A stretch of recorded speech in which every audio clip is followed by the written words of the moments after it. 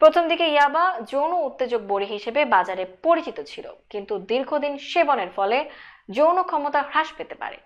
যুক্তরাজ্যের ড্রাগ ইনফরমেশনের ওয়েবসাইটের তথ্য অনুযায়ী ইয়াবা ট্যাবলেটটি খেলে সাময়িকভাবে উদ্দীপনা বেড়ে যায়, কিন্তু এর পার্শ্ব প্রতিক্রিয়া হেরোইনের চেয়েও ভয়াবহ। সাথে হেরোইনও মেশানো হয়। এই মাদকটি থাইল্যান্ডে বেশ জনপ্রিয় এবং পার্শ্ববর্তী দেশ বার্মা থেকে এটি চোরাচালান করা হয়। এছাড়া বাংলাদেশ, কেএসএ, মার্কিন যুক্তরাষ্ট্র সহ পৃথিবীর অনেক দেশেই এই মাদকের বিস্তার ঘটেছে। জেনে রাখা আবশ্যক, এই ট্যাবলেটটি মূলত হিটলারের সময়ে নাৎসি সেনাদের বড়ি হিসেবে সেবন করানো হতো, যেন যুদ্ধ চলাকালীন তারা 24 ঘন্টার অধিক সময়ে জেগে থাকতে পারে।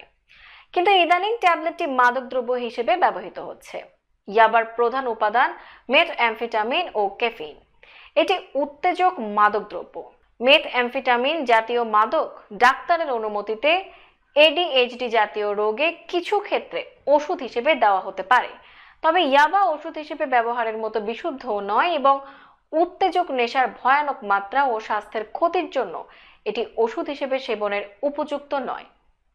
ইয়াবা সেবনের সাথে সাথে পুরো শরীরে এবং মস্তিষ্কে রক্ত প্রবাহের মাধ্যমে ইয়াবার রাসায়নিক উপাদান সমূহের প্রভাব অনুভূত হতে থাকে। নিয়মিত ইয়াবা সেবন করলে মস্তিষ্কে রক্তক্ষরণ, নিদ্রাহীনতা, খিঁচুনি, ক্ষুধামন্দা এবং মস্তিষ্ক বিকৃতি দেখা যেতে পারে। ইয়াবা গ্রহণের ফলে ফুসফুস, বৃক্ক সমস্যা ছাড়াও অনিয়মিত এবং দ্রুতগতির হৃদস্পন্দনের মতো সমস্যা দেখা দিতে পারে। অতিরিক্ত হারে ইয়াবা গ্রহণ হাইপারথাইরয়েডিজম বা